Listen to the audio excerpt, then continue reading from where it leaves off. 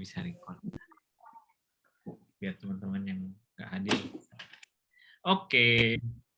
Halo semuanya, halo teman-teman Kelurahan Sukamaju. Selamat datang di Kubis Kupas Habis. Hari ini kita bakal kupas habis tentang karir shift. Bagaimana shift karirnya dari berubah karir dari teknologi ya, bidang teknologi ke perusahaan-perusahaan yang di bidang teknologi. Hari ini bersama Daniel Yoda. Rafon. Lu keseringan panggil gue Yoda. Iya, makanya gue Daniel. Soalnya biasa dipanggil Daniel, ada Daniel gitu. Daniel Yoda gitu. Nah, sebelum kita mulai mungkin Yoda boleh perkenalkan diri dulu. Iya, halo semuanya. Kenalin, nama aku Yoda. Ya, biasa dipanggil Daniel, biasa dipanggil Yoda. Cuman biasanya kebanyakan di settingan tempat aku ada, kebanyakan Danielnya. Jadi biasa dipanggil Yoda. Gitu. Terus sekarang lagi kerja di company tech juga.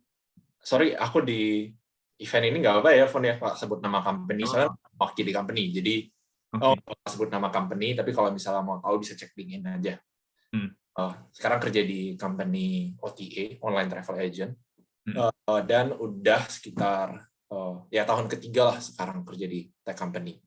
Sekarang lagi jadi associate product manager dan kerja di bagian yang bikin si softwarenya tersebut gitu. Gitu. Sekaligus mungkin share apa perlu share lebih dalam kayak sebelumnya ya, Fon? Boleh. Sebelumnya gimana? Sebelumnya ya, aku sambil share ini ya, sambil share apa? Bisa lah. Share screen. Sih. Ya tadi kalau misalnya teman-teman sedikit bisa ngeraba-raba lah di mana gitu. Udah sebut bidangnya ya, online travel company. Oke. Iya, sebelumnya sekarang itu sebenarnya aku kerja sebagai senior associate product manager sih.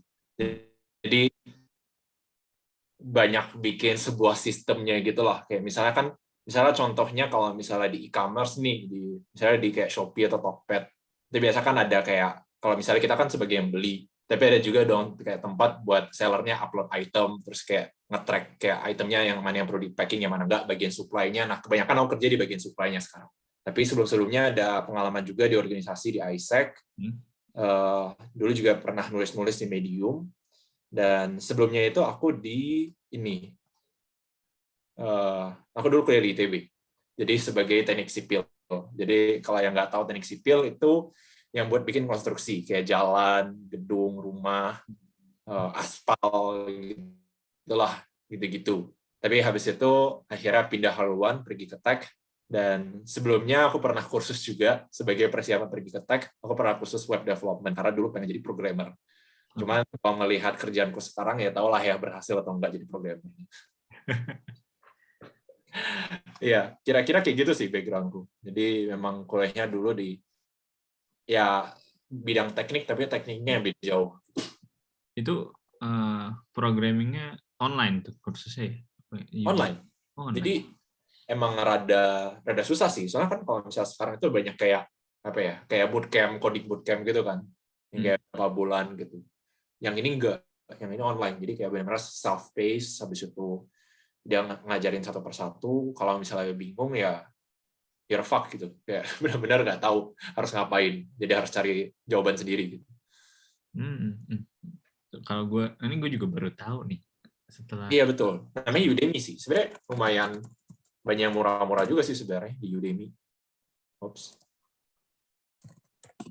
Nggak apa sih? Udemy inilah. Udemy. Harganya kayak mereka biasanya di 100 ribuan gitu, makanya waktu itu aku ambil itu. Oke. Iya. Gue juga baru tahu lu ini pernah belajar begini web development gitu.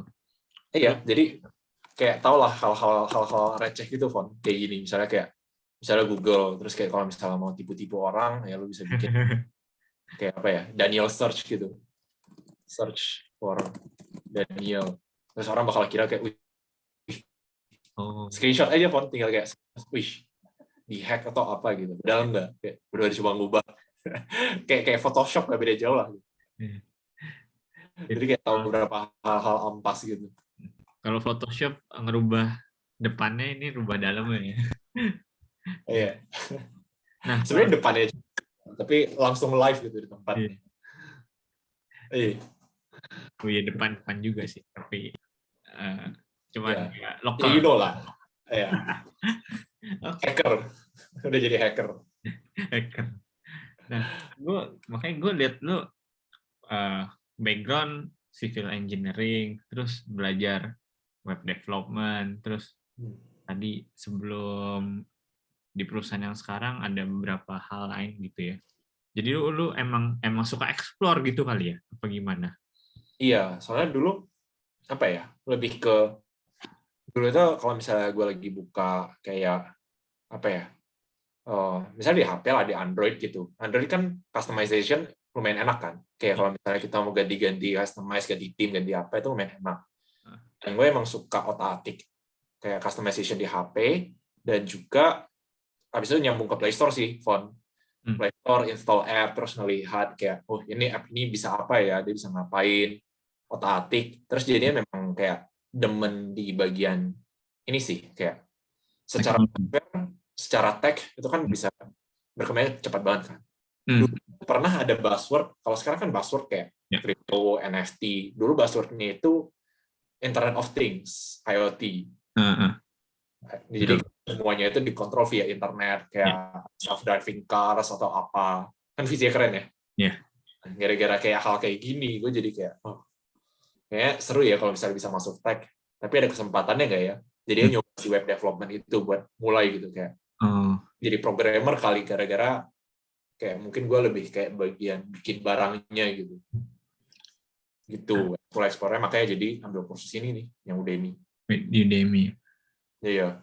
Itu lu baru apa interestnya waktu, berarti kan 2018 waktu akhir-akhir kuliah atau waktu setelah kuliah nih? Baru setelah kuliah. Jadi gue lulus di Juli, lulus di Oktober. Habis itu Oktobernya itu ya sekaligus ngambil si Udemy itu. Jadi ada berapa bulan pengangguran sih sebenarnya. Oh, oke. Gitu, karena kayak memutuskan buat pindah haluan. Ya. Orang tua juga setelah ngobrol, minta izin dikasih, ya udah, gue akhirnya coba ngambil haluan ini, gitu. Belajar jadi programmer. Tapi dari dulu lu udah tertarik belum sih sama teknologi gitu? Apa setelah kuliah baru lu mendapatkan suara-suara dari luar gitu? Iya, sebenarnya dari dulu udah lumayan. Dari kuliah sebenarnya yang tadi otak-atik kayak app itu udah dari dulu sebenarnya. Jadi kayak nyoba-nyoba ini itu, ngelihat kalau misalnya mereka ada update, walaupun gua nggak pakai, gua otak-atikin aja gitu. Kayak ini meng-unlock hal apa sih sebenarnya yang mereka mau kejar gitu. Cuman nggak pernah direalisasiin sebanyak kayak sekarang gitu. Kayak dari kursusnya gitu. Langsung sebenarnya kayak what's actually happening in the tech world, kayak di dalamnya seperti apa. Kenapa sih orang selama ini ngomong back end, front end, terus kayak data, kayak gitu. Akhirnya kayak lebih tahu dikit sih setelah ini. Isi. Jadi emang sebetulnya dari waktu lu kuliah pun juga sebetulnya udah interest dengan tech gitu ya? Atau mungkin sebelum-sebelumnya udah interest gitu? Udah, tapi belum begitu serius lah. Kayak belum pernah kebayang kalau misalnya gue mau ngambil karir di bidang situ sih. Dan makanya lu ambilnya civil engineering gitu, sipil, karena lu sendiri juga belum tahu ya waktu pas mau masuk kuliah, belum tahu apakah lu bisa ke bidang tech atau enggak, apa gimana gitu. Iya, jadi sebenarnya gue pun ngambil civil engineering sesimpel karena orang tua gue di teknik sipil. Oh, oke. Ya, di bagian konstruksi, bokap gue. Terus kayak sipil kayaknya Indonesia nggak bakal berhenti development nih. Ya udah, berarti memang butuh teknik sipil. Ya udah gue sipil aja, pasti ada lapangan kerja. Kayak gitu ya, sipil itu. Masalah suka atau enggak, baru tahu setelah masuk. Wow, ini ya. Jadi kayak mati-matian, SBMPTN kan. Dulu kita masuk undangan, mati-matian masuk, terus kayak, waduh, ternyata beda bayangannya. Lu mencoba untuk enjoy aja ya selama. Mencoba untuk enjoy aja dulu. Tiba-tiba dapat tuh sebuah ilham kayak, oh, tech. Ya. Akhirnya masuklah. Untung dapat sih di bidang tech. Nah, berarti apa nih? Yang ilham apa yang membuat lo ada nggak turning point-nya gitu loh kayak misalnya lo lihat apa gitu yang tadi apakah Internet of Things jadinya lo mau coba oke gue bakal kerja nih di dunia tech IoT lagi kenceng-kencengnya gitu segala macem atau ada hal lain sih sebetulnya yang bikin lo mau ke tech sebetulnya. Jadi sebenarnya apa yang akhirnya nge-push kayak bikin fix mau pindah gitu ya Fonnya. Yes, betul. Sebenarnya sih lebih ke pas ini sih. Pas gue waktu di ISEC itu. Background ISEC itu kan kayak organisasi. Anggaplah organisasi pemuda aja lah biar gampang.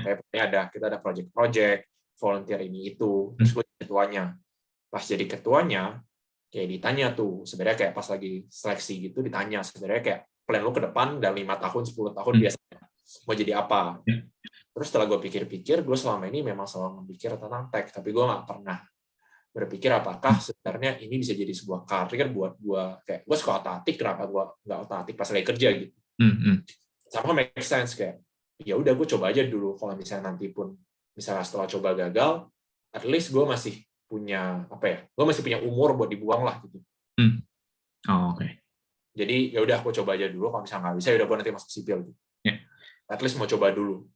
Jadi itu yang bikin kayak semua IoT, semua otak-atik itu I think it's time to try. Biar nggak nyesel nantinya.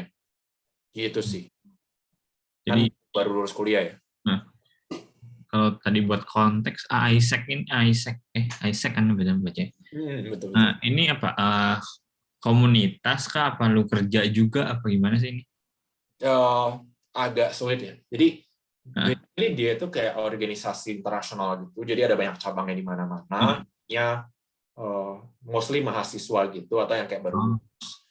Dan kerjaannya itu sebenarnya kayak cross cultural exchange gitu. Jadi ada yang datang, ada yang pergi buat ngelakuin project di daerah lokalnya, misalnya kayak ngajar bahasa Inggris di desa atau gimana gitu.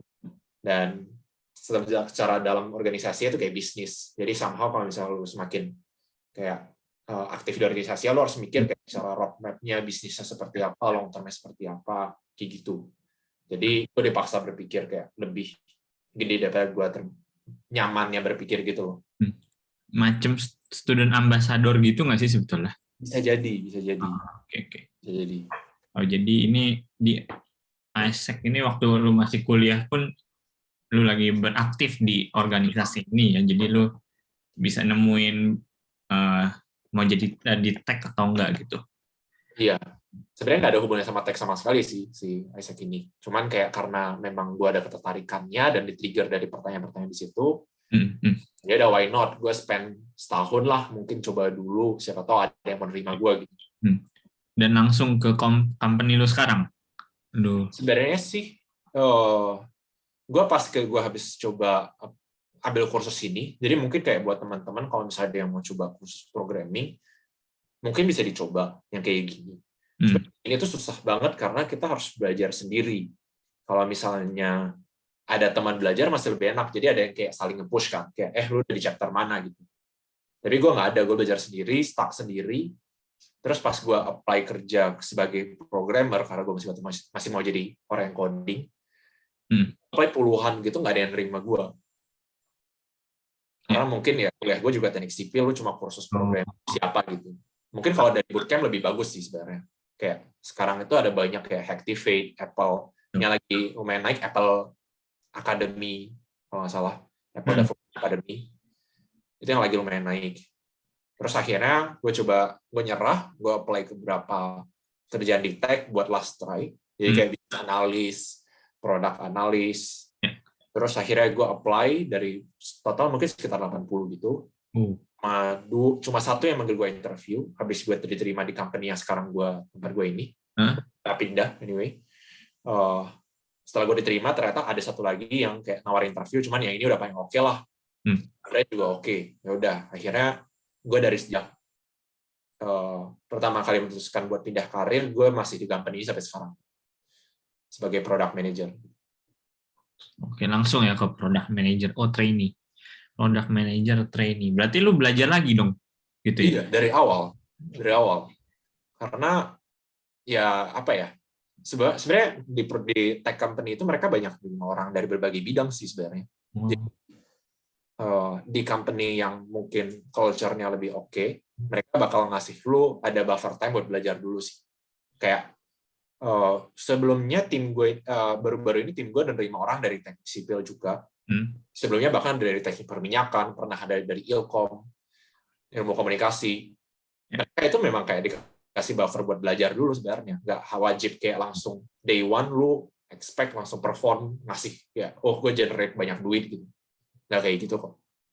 Jadi kita dikasih waktu belajar dulu. Cuman semakin bawah karir apa ya tingkatan kita lebih banyak kayak oh ya udah lu nggak usah bagus-bagus amat gitu. Kita tidak expect lu sangat-sangat well performing atau apa gitulah. Tapi tergantung culture company-nya lagi sih sebenarnya. Ini program MT ya berarti ya ini. Ya, program MT. Tapi khusus MT buat product management gitu. Oke. Berarti buat teman-teman yang dari non tech gitu kali ya. Kalau mau ke tech ya, mungkin sekarang udah banyak ya MT ini ya. Bisa belajar lagi gitu ya. Jadi sebetulnya nggak perlu takut-takut amat gitu ya.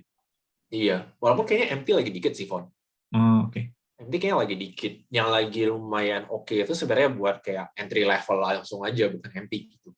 Oh, kalau MT berarti kan ini di training lagi kan berarti ya, diajarin lagi dari awal Tahu gitu. sih.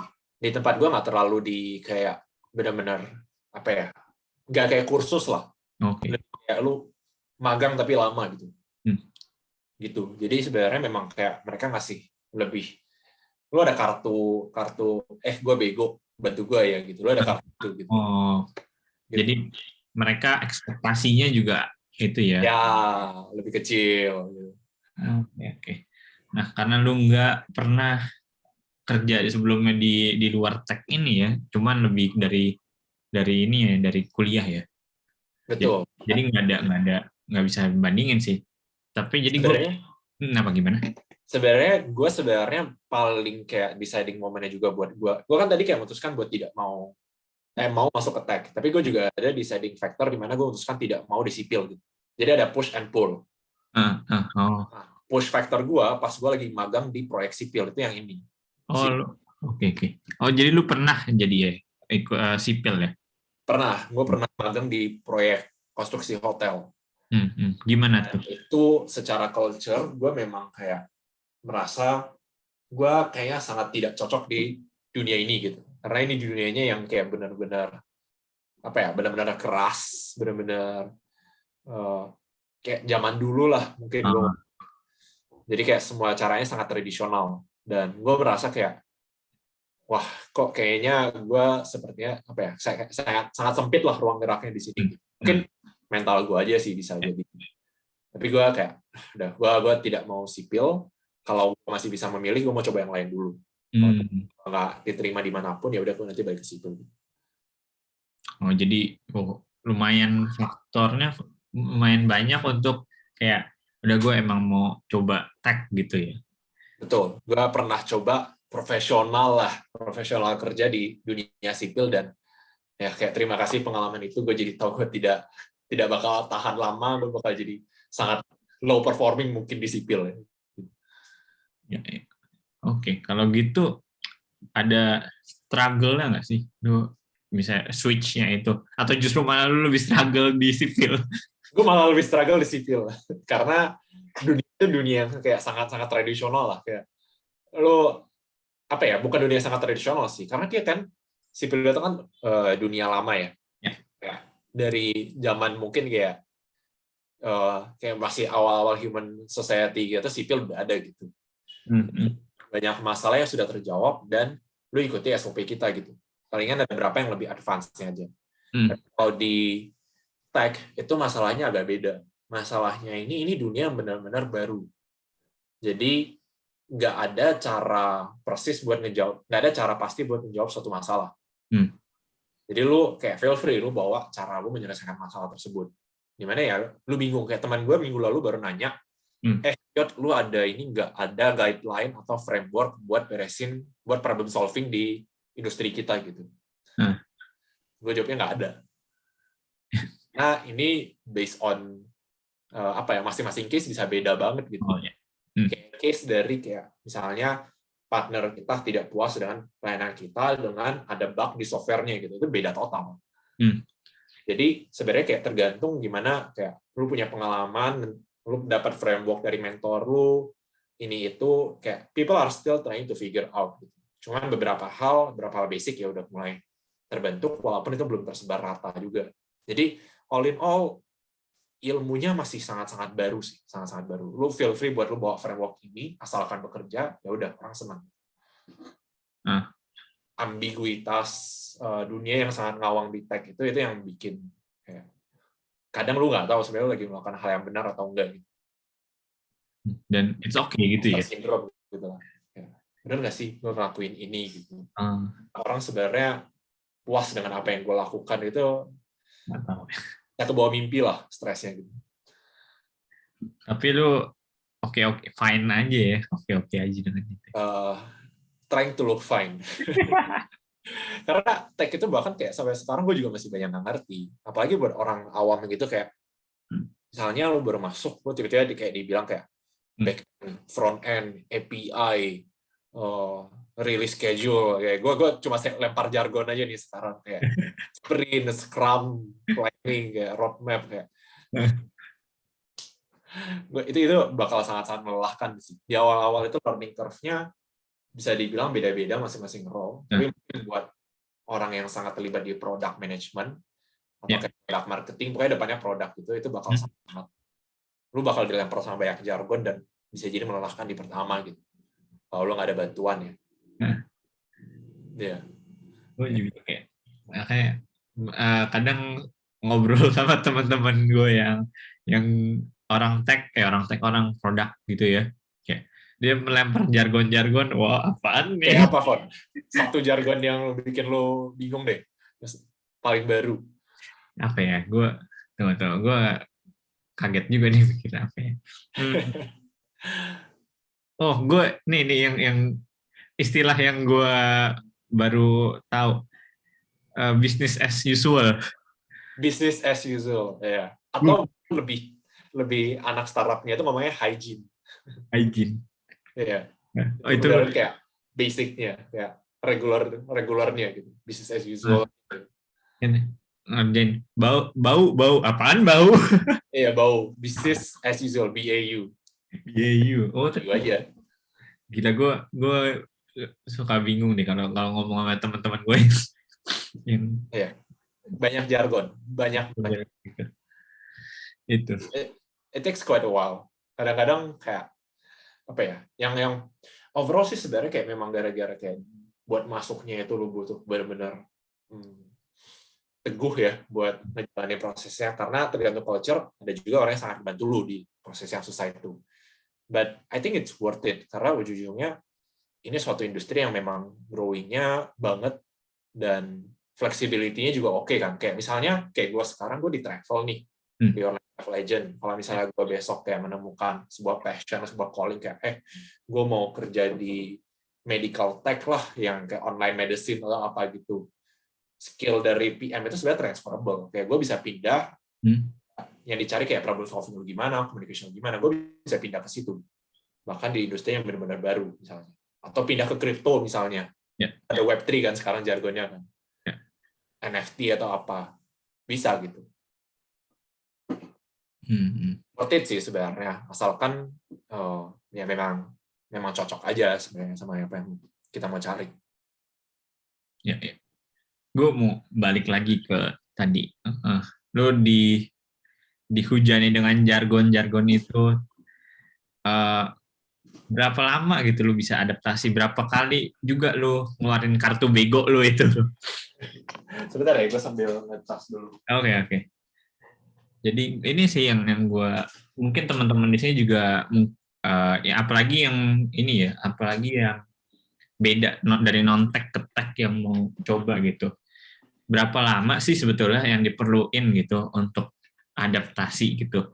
Dan banyak nggak sih kartu bego yang dikeluarin tadi gitu sih. Ini Gimana? kayaknya ada ini nggak sih? Ada yang lain yang pernah di-tag juga di sini. Mau ngecek dulu. Adakah yang pernah? Gua ingat Ana itu back end. Nih boleh chat, boleh resend, boleh ngomong. Gimana? Iya bener. Halo Na. Iya halo. Apa ya? Tapi gue bukan di startup, jadi jargonnya juga nggak sebanyak lu juga sih. Gitu ya. Iya. Jadi jargonnya sebenarnya apa yang kayak biasa dipakai gitu. Yang biasa, ya biasa. Yang tadi lu sebutin juga ada sih roadmap. Tapi kan gue juga bukan produk, jadi ya maaf aja kalau mungkin ternyata PM gue bisa, tapi gue mungkin jarang ngomong sama dia. Makasih. Ya bisa jadi sih. Mungkin kayak jargon yang dipakai beda kalian. Iya. Mungkin punya lu lebih teknikal ya. Enggak sih, lebih kan company udah lebih established, jadi kayaknya sih nggak seru startup sih. Bisa memusingkan startup. Iya. Iya. Sprint plan, ada sprint plan nggak jargon? Iya, Iya, ada. Sprint planning. Lu nge-planning mau sprint. Jadi kayak kenapa sprint perlu di-plan? Kan ya, aneh kan? Iya, itu aneh sih. Maksudnya, Pakai Scrum juga dong ya berarti. Scrum Nah, tuh. jargon lagi nih. Aduh. Scrum. Iya. ada ini kita Scrum coba. Master. Nanti ada beberapa jargon ya, belajar jargon. Tapi kayak nggak penting buat kita belajar jargon. Iya, nggak penting. Iya. Itu gampang lah, pas masuk juga bisa dipelajari ya. Yes. Iya. Ada lagi kan? Ini ada lagi nggak di sini? Atau lu nemuin nama-nama lagi nih? Ya, Belum nih. ada nggak yang mau coba sharing juga? Atau ada yang mau nanya nggak sampai segini nih? Kayaknya sih kita juga belum banyak sampai kemana-mana sih. Iya, slow aja nggak sih kita? Selalu aja. Aku boleh nanya. Silakan Dep. Jadi kan karena ini bahasnya karir shifting dari non-tech ke tech. Nah, aku mau tanya kayak ini kan jabatannya Senior Associate Product Manager. Nah, terus apa aja skill kayak yang harus dipunyai? Apakah Senior Associate Product Manager itu ada di tech company aja? Maksudnya job desk-nya ada di tech company aja? Atau juga ada di perusahaan-perusahaan lain yang juga non-tech? Atau kayak kriteria perusahaan apalah yang membutuhkan Senior Associate Product Manager yang job desk-nya? And then skill apa aja sih yang harus what skill it takes to work in a tech company kayak gitu. Oke, ini berarti kayak sebenarnya kalau misalnya gue ada di role non-tech, gitu, apakah gue segampang apa sih gue berpindah ya? Iya, gitu. Iya, oke. Nah, itu bagian menarik karena buat product manager sendiri ini, sebenarnya di tim produk sendiri ya mungkin, itu sebenarnya ada banyak role sih. Kayak ada bagian yang kayak sebenarnya lebih ke bisnis analisnya, ada bagian lebih ke marketingnya sebenarnya. Jadi mungkin biasa orang ngomongnya product marketing. Oke. Ada juga product management, designer, banyak UI UX, mungkin pernah dengar jargonnya juga kayak gitu. Yeah, I know. Banyak banget di produk. Tapi mungkin spesifik lebih ke product manager. Product manager itu satu role yang sangat rely on strong soft skills. Jadi apakah senior associate product manager ada di company lain tapi namanya beda? Gue tebaknya ada. Gitu. Karena jadi hal yang menarik tentang product manager adalah kita nggak coding, tapi kita bagian dari tim yang bikin software-nya. Jadi sangat susah buat gue jelasin misalnya ke orang tua, misalnya temannya nyokap gitu, kayak kerja apa di Traveloka, yang bikin software, coding, bukan gitu. Jadi biasa gue pakai analogi kayak produser film sebenarnya, kayak bagian yang bukan sutradaranya, bukan yang direct, kita aktornya, tapi kita bagian yang kayak make sure the production process works. Jadi misalnya, ini gambaran tentang product manager dulu ya. Jadi product manager itu misal kayak gini. Misalnya ini ada developer, ini ada bisnis, ada user, ada produknya. Misalnya kayak developer dia kayak kerjanya ngoding, bisnis kerjanya kayak lo harus bikin sesuatu yang profitable, user lo harus bantu gue. Tapi gimana hubungin dari bisnis ke user? Gimana kayak kita bikin sesuatu yang profitable, tapi user juga suka kayak, oke, gue rela bayar subscription Spotify gue ke lu, asalkan lu ngasih gue quality music atau quality podcast. Developer ke user, kayak user, gue nggak butuh podcastnya dibikin kayak dalam dalam Excel gitu. Jangan bikin podcast dalam Excel, bikin dalam audio gitu. Oke, developer, lu butuhnya itu ya. Terus kayak developer ke bisnis, lu jangan bikin semua yang nggak guna, lu harus bikin sesuatu yang berguna. Tapi siapa yang menghubungin tiga ini? Itu product manager gitu. Jadi mereka banyak lompat-lompat, meeting ini itu buat bahas tentang kayak, bisnis butuh ini, developer butuh ini, kalian harus bikin ini. Ini adalah list barang yang harus dibikin. Jadi product manager lumayan jadi jembatan. Dia adalah produsernya gitu.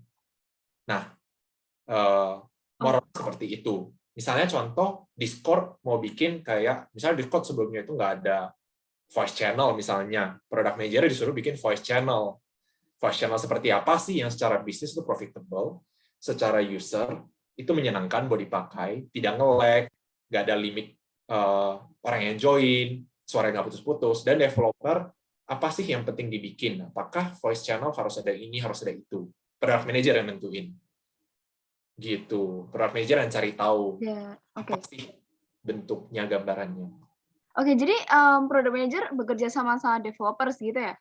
Iya, sama developer, dia juga tanya user, dia sering research kayak sama designer biasa research kayak user voice channel-nya bagus kayak gimana sih? Bisnis dia yang kayak nyari tahu sebenarnya kayak lu mau kejar apa? Lu mau kejar banyak user yang masuk atau mau kejar banyak misalnya kayak user yang setia. Kalau yang setia, mungkin kita bisa bikin promo seperti ini. Nanti kita bikin tag-nya gitu. Product manager. Dia banyak jembatannya lah jadinya. Oke. Karena aku mikir kayak orang-orang kalau ditanyain, kerja di startup ini, di tech company, kayak gini-gini. Kayak, aduh aku nggak bisa coding, takut. Kayak gitu kan biasanya. Kayak takut nih harus coding. Nah ternyata sebenarnya nggak harus bisa. Jadi, lebih ke gimana kemampuan kita buat nganalisis dan memahami skema tech ini dulu. Jadi nggak harus bisa coding, tapi paham aja dan lu bisa deliver penganalisisan yang tepat kayak gitu ya kali. Iya, karena ini gue udah ngambil ada beberapa kayak dari 2 company, gue taruh namanya, tapi ini company unicorn di Indonesia.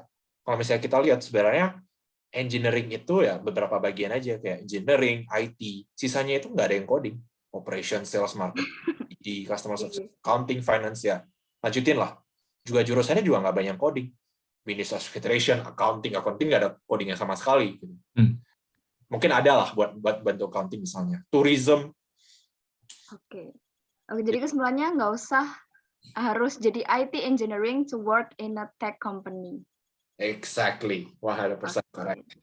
Everyone has the chance. Gitu. Yes. Gitu. Pinter aja sih tapi. Pinter sebenarnya mungkin masalah pinter itu kan sebenarnya bisa beda-beda ya. Kayak pinter ada yang kayak pinter apa nih? Pinter ngomong atau pinter problem solving atau pintar ngoding. Sebenarnya pintar bisa beda-beda, tergantung pintarnya mana atau kayak lebih bisa latihan di mana bisa masuk gitu. Karena kayak kalau misalnya nggak pintar ngoding, sebenarnya kayak PM tadi. PM sebenarnya ini gue udah ketikin itu ini agak ideal ya, kayak PM yang sangat perfect. Mungkin dia ada gue kepikirannya dia ada beberapa hal ini kayak dia tahu sebenarnya kira-kira software itu gimana sih kayak kerjanya kayak misal logiknya seperti apa, gimana connect dari apps ke apps lain misalnya. Bisa akumen dia tahu sebenarnya kayak, lu mau bikin misalnya kayak sekarang Grab, Gojek, misalnya kayak dia nggak banyak promo, tapi dia mau bikin naikin ini misalnya. Kenapa itu profitable? Kayak itu nggak make sense deh. Gimana kalau bahas ini? Jadi dia ada kayak mindset cuannya gitu loh. Jago komunikasi, kayak nggak gampang miskom, bisa mikir jangka panjang dan attention to detail gitu misalnya. Wow. Ini belum tentu itu semua PM ada. Ini gue cuma kayak tahu. Dan masing role juga ya nggak apa-apa lah kalau misalnya lu belum bisa ini, belum bisa itu. It's okay. Lebih yang soft skill sih sebenarnya. Jadi harus bisa paham dari segi bisnis and also harus bisa paham mindnya dan developers itu kayak gimana. Software development-nya kayak gimana? Kira-kira. But you're not expected to be perfect at your first day gitu. Karena kayak waktu itu gue pernah dapat teman juga masuk di level yang lebih tinggi dari gue. Tapi dia nggak tahu apa-apa tentang software development, tapi dia product manager juga. Terus gue kayak, gitu, kayak why you here gitu. Dia juga bukan dari company startup gitu. Jadi make sense. Dia bukan dari programmer juga. Terus kayak why you here gitu. Are you sure gitu. Kayak jeleknya gue kayak mempertanyakan kayak lu bisa kuat nggak? Tapi dia bisa catch up dengan semua software development logic tadi itu. Kayak lu nggak harus bisa ngoding, tapi lu harus tahu sebenarnya engineer itu mikirnya gimana. Misalnya kayak apakah dia berpikir secara spreadsheet, apakah dia atau berpikir secara gambar atau secara mind mapping, dia pikir seperti apa. Lu harus ngerti. Kalau lu bisa catch up itu, ya bisa. Nggak wajib kayak benar-benar harus kayak ada apa ya? Lu bisa lebih lemah di satu hal yang nanti bisa di catch up, asal lu compensate di bagian lain. Misalnya kayak communication lu, oke nih, lu bisa ngobrol sama orang tanpa mereka kayak mikir lu lagi menghina mereka misalnya gitu. Atau kayak lu miskom, lu bilang kayak A, tapi mereka kayak, oh, ini E nih, ini E. Gitu.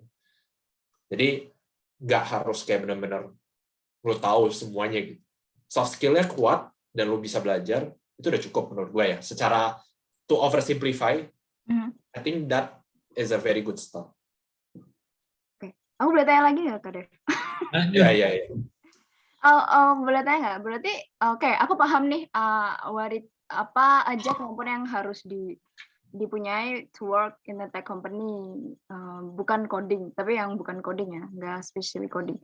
Nah, tapi buat orang-orang where to start to learn that, apakah kakak punya tipsnya kayak kamu belajar ini aja tentang memahami tentang dunia tech company itu kayak gimana, terus job-jobnya yang kakak harus paham. Jadi you have to understand the logic itu kita di mana gitu belajar ya kak? Apakah harus cukup googling aja atau gimana, or ya gitu, buat to prepare? Ini kan sebenarnya bisa dipecah jadi dua ya berdasarkan titik mulai kita. Jadi bisa dimulai dari misalnya kayak fresh grad atau mungkin yang masih kuliah. Berarti dia kan benar-benar entry level, dia belum punya pengalaman kerja. Nah, biasanya kayak gini itu bisa ada beberapa track. Ada orang yang suka ngambil bootcamp. Misalnya kayak, ini nggak tahu masih terkenal atau enggak sih. Misalnya Activate deh. Ini.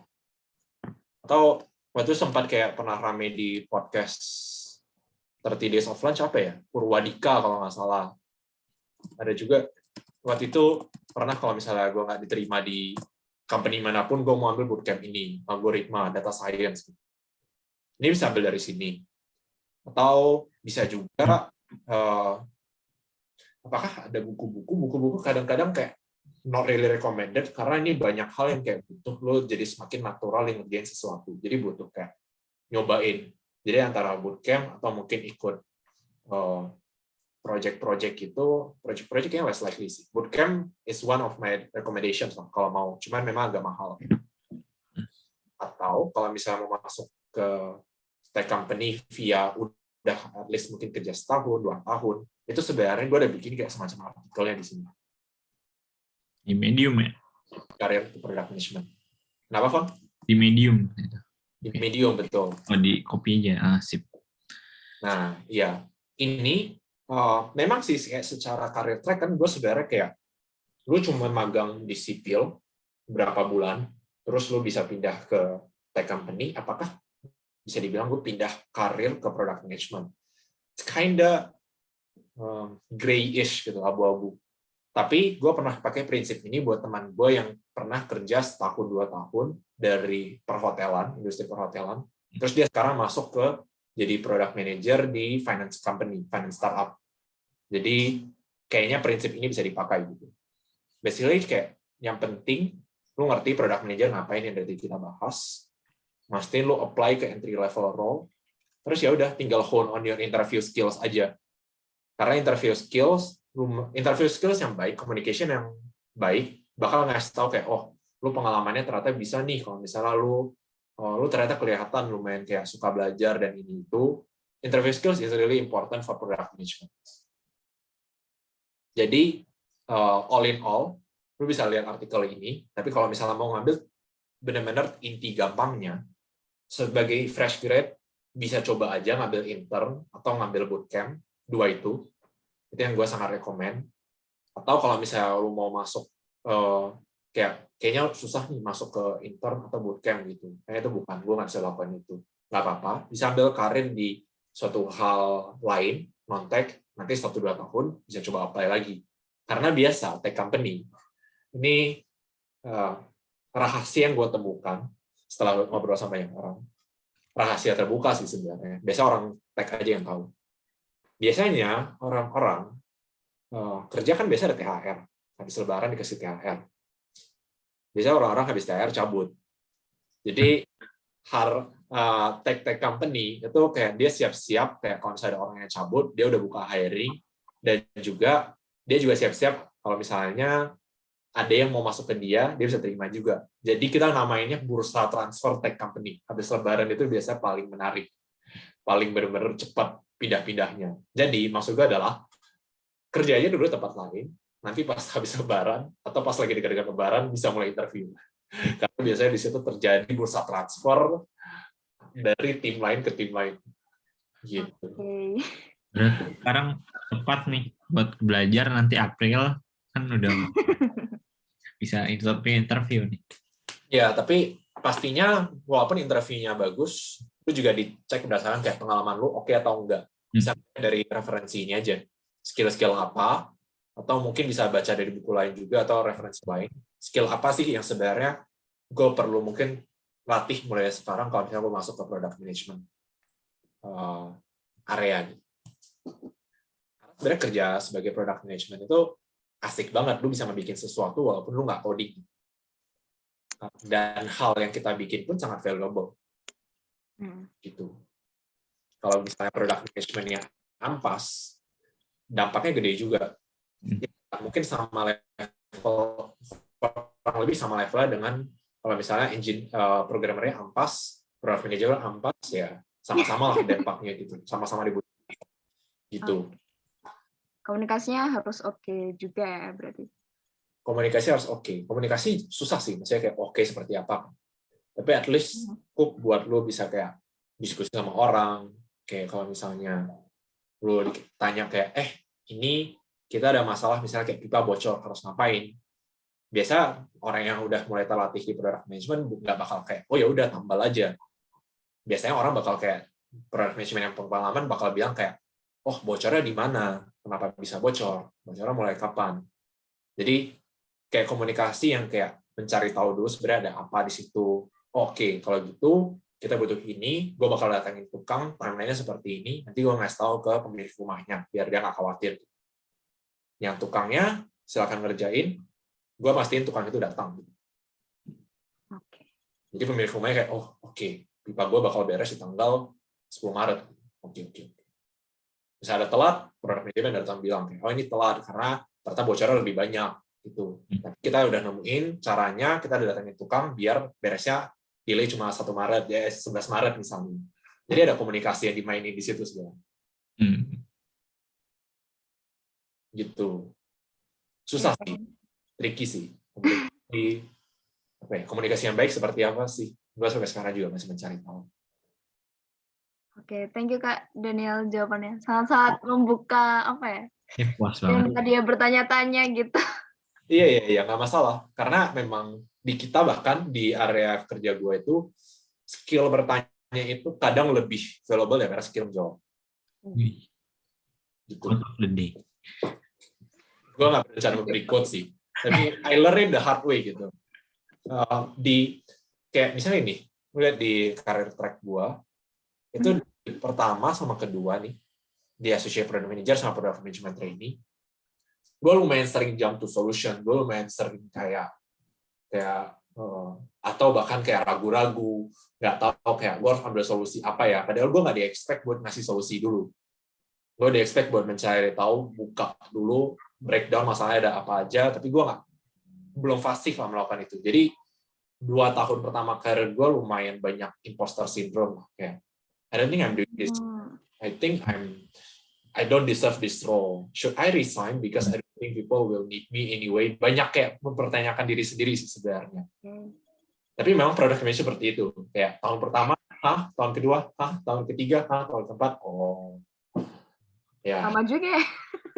Tergantung masing-masing orang sih sebenarnya. Buat gue lumayan lama sebenarnya butuh biasainnya. Walaupun kita memang nggak harus perfect banget buat bisa create value juga sih sebenarnya. But I think it's better just try first. Kalau misalnya ditolak, ya bagus. Gitu. Nggak apa-apa, lu bakal tahu kenapa ditolak dan jadi tahu berikutnya harus gitu. Ya, gitu. Gimana, Dep? Sangat puas. Mantap. Bintang 5-nya ya, Kak. Iya. Jadi, Jangan-jangan yang menginvent bintang 5 Kak Dani. tolonglah. Gue tidak setua itu sampai kayak bisa Oh iya. sistem bintang 5 gitu. Yeah. Thank you for the question. It was interesting.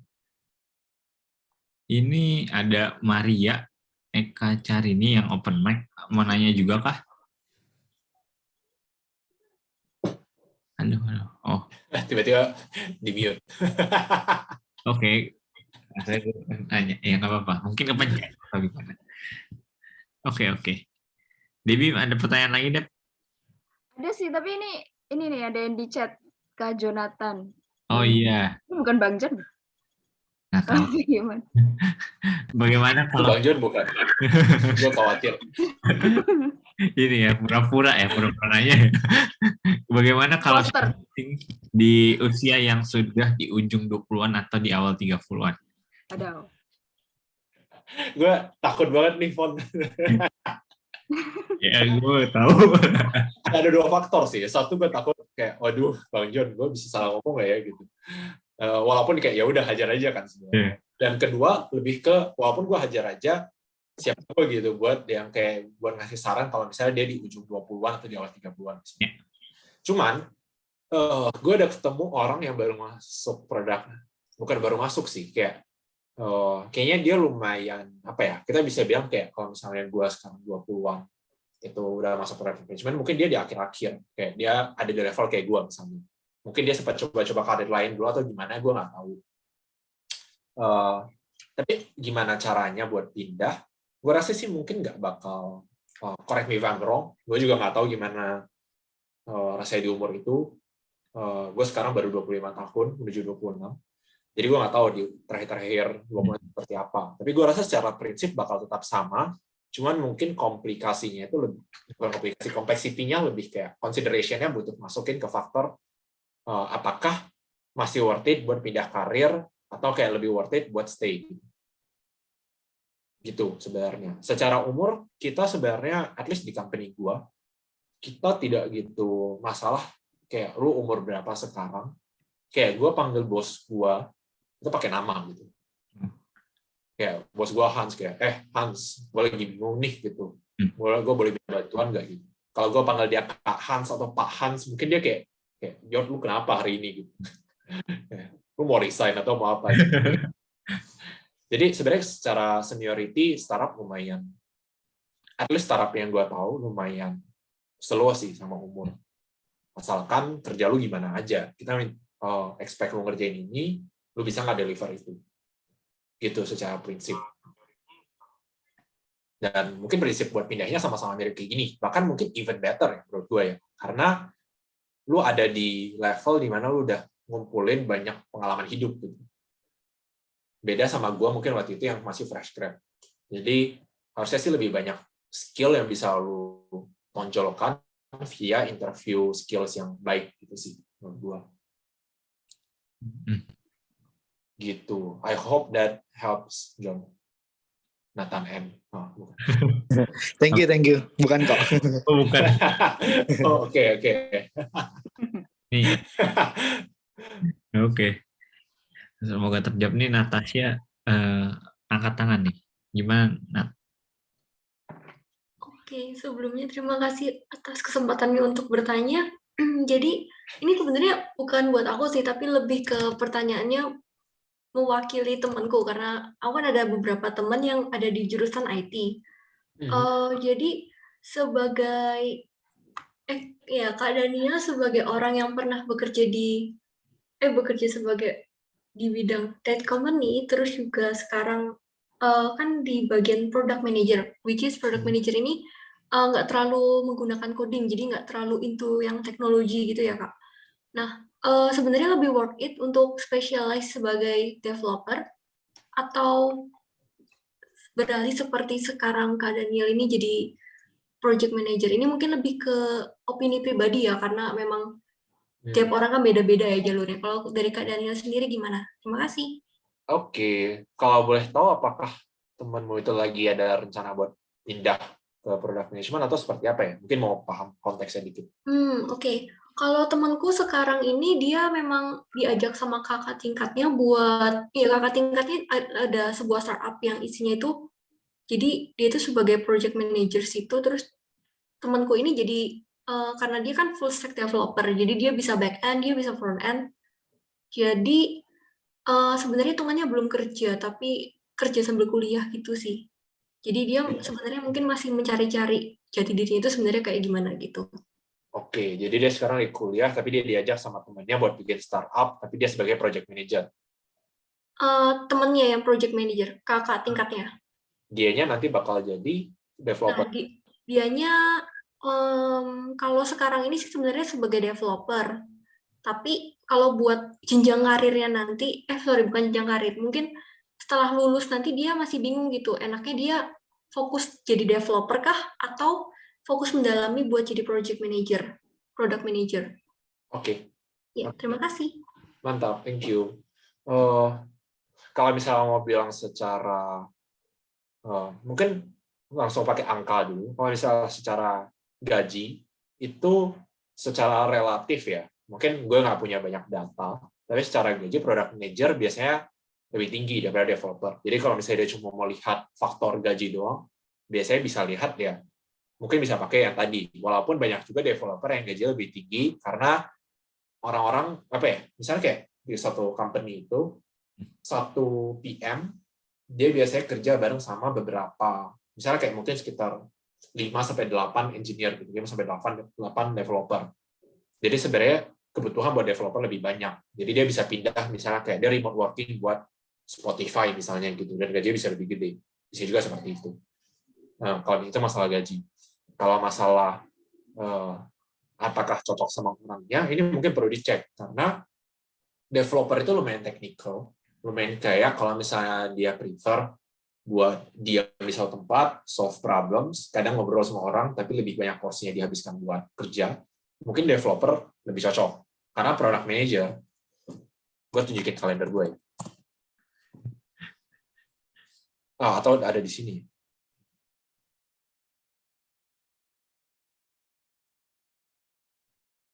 Nah, ini kalender gue.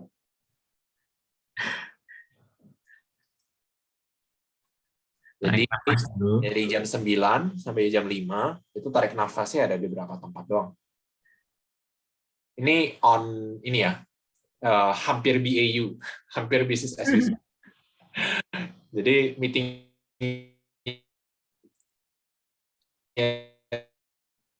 itu bisa sangat banyak dan ya, masih aman nggak ya? Oh, oke. Video putus-putus soalnya. Iya, udah, sekarang udah. Oke. Ya. Ya bayangin aja kalau misalnya meeting sebanyak ini, terus ada kerjaan yang harus diberesin, pas jam berapa gitu. Jam kosongnya kelihatannya cuma sebelum jam 9, setelah jam 5, terus berapa kosong di sini.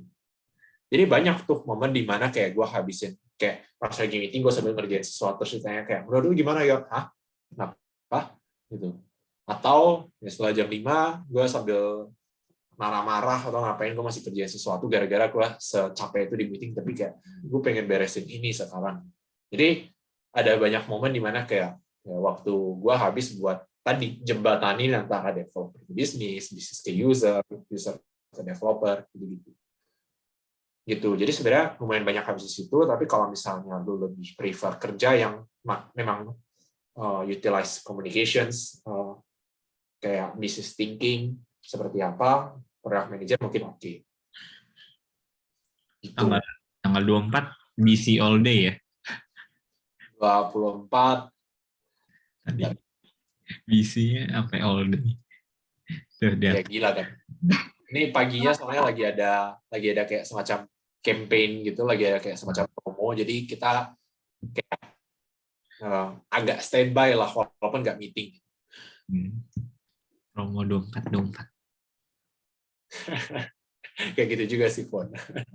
Gak ada dompet, bulan 24. Gitu. Jadi memang habis di meeting sih. Dan itu apa ya? Apalagi ya konsiderasinya. Mungkin memang harus coba dulu sih. Untungnya kalau misalnya dia pas lagi kuliah kayak gini, dia bisa banyak. Dia punya umur buat di tes lah, buat dihabiskan buat ngetes. Karena bisa jadi juga dia nggak cocok di tech. Kayak gue nggak cocok di sipil. Bisa jadi. Who knows? Oke. Thank you Kak Daniel untuk insight-nya. Siap. Dicoba aja ya. Siap. Oke. Nanya lagi, Dep. Gimana, Dep? Iya. Aku pengen nanya lagi. Ya udah. Iya, jadi Kak, kan katanya Kak Daniel kayak ikut puluhan interview buat masuk ke tech company nih. Nah, aku kan juga baru sadar kalau tech company itu harus paham juga how kayak namanya cara kerja software dan gimana-gimananya. Nah, apakah apakah proses job aplikasinya itu hanya cuman kok ditanya-tanyai atau kadang itu juga harus kamu diuji kayak your knowledge about ya yang tentang tech company itu, tentang software development itu, atau kadang juga dikasih soal gitu suruh isi. Itu gimana Kak pengalamannya? Oke. Mau clarify, gue apply-nya ke 80-an job application, tapi yang dipanggil interview cuma 2. Gitu.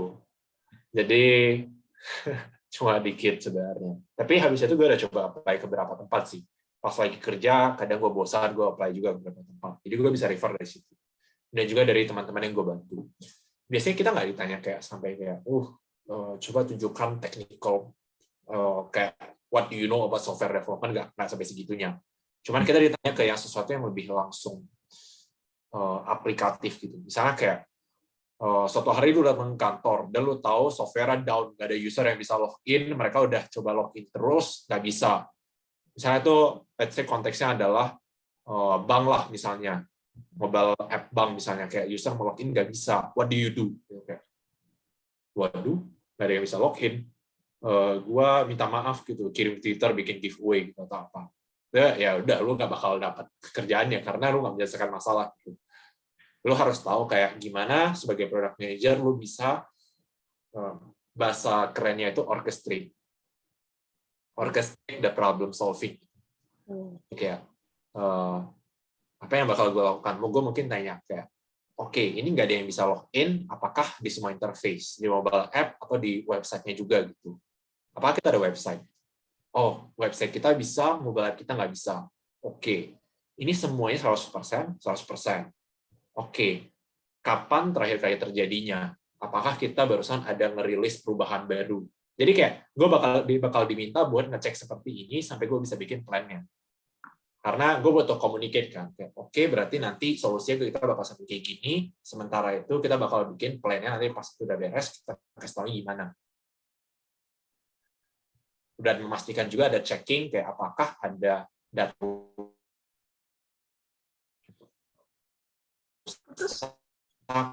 oke, ada uang yang hilang gitu.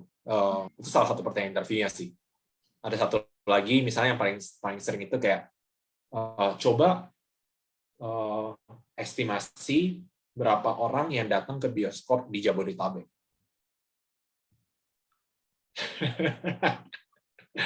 Iya, biasa itu nama pertanyaannya market sizing. Jadi tentuin market size dari sebuah bisnis. Ya, lu bakal nanya kayak, apakah ini dalam satu tahun, 1 bulan, 1 minggu, 1 tahun. Oke, ya udah lu kayak bikin asumsinya gitu. Oke, asumsi 1 orang datang ke bioskop 2 kali, bla bla bla gitu. Oke, berarti ada sekitar 100.000 orang datang ke bioskop 1 tahun. Asumsi 1 tiket bioskop 25.000 ya kali 25.000 gitu. Misalnya. Kayak gitu. Jadi itu pertanyaan-pertanyaan lumayan sering sih di product management. Tapi itu kalau udah lebih susah, ya pertanyaan lebih susah. Kalau misalnya lebih entry, biasanya ditanya kayak apa pengalaman lu dulu pas lagi kuliah, apa yang kayak masalah yang lu hadapi pas kuliah, and how did you solve that? Gitu. Apa hal paling menarik yang lu pelajari di kuliah? Dia bakal ngeliat kayak lu gimana ngejelasin hal yang lu tertarik gitu. Apakah komunikasi lu bagus atau enggak? Ya pasti ada yang dicari situ kan. Semakin early semakin gampang pertanyaannya, semakin atas tingkatannya, ya semakin lu nggak bakal bisa langsung jawab, lu harus tanya dulu, cari semua detailnya sampai lu jawab. Jadi ada spektrumnya lah, dari gampang ke susah, makin awal, makin late. Wow, Gitu. menakutkan juga. Pressure sama itu sih. Kalau misalnya kita sebagai yang awal, kita bakal lebih banyak ditanya tentang kayak gimana soft skill kita sebelumnya, mau lihat gimana kita communicate sesuatu yang mungkin agak rumit, tapi lu bisa communicate dengan simple. Ya, gue lumayan suka ilmu ini, karena gue merasa ini aplikatif ke orang-orang seperti ini. Maka gue suka ini. Atau ada juga pertanyaan favorit di interview. Gue tes ke lu ya, Dep ya. Hah? Simple banget. Lu paling suka pakai software apa akhir-akhir ini? Oh, Satu aja. YouTube. YouTube. Oke, kenapa lu suka YouTube?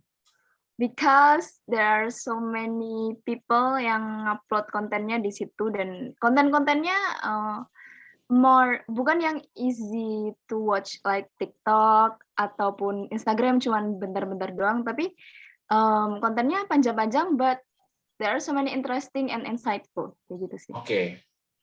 There are so many content interesting and insightful, ada yang panjang, ada yang pendek. Oke. Yeah. Ini pertanyaannya. Kalau misalnya lo kerja di YouTube, sebagai orang yang bisa bikin sesuatu di YouTube, apa satu hal yang lo mau bikin?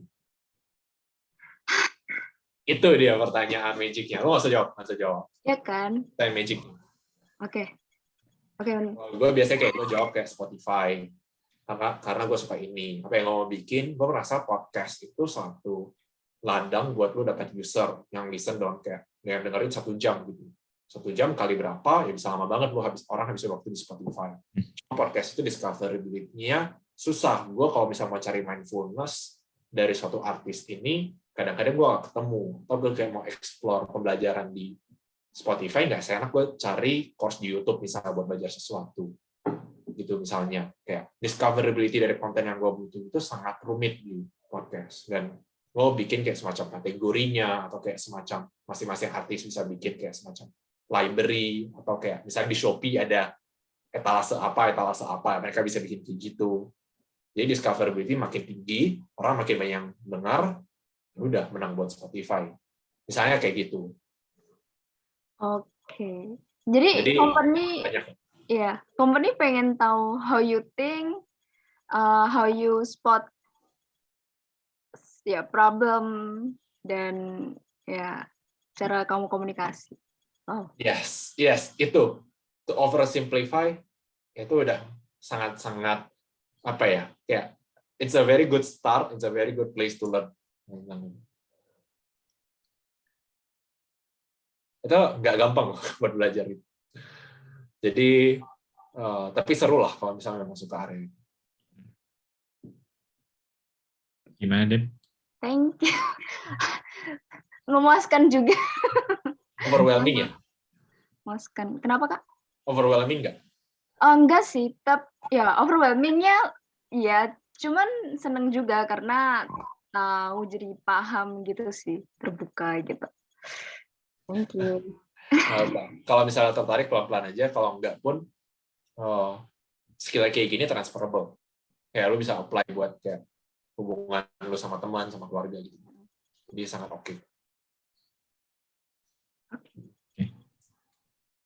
Pertanyaan pertama tadi Debbie senang, terus sekarang turun lagi.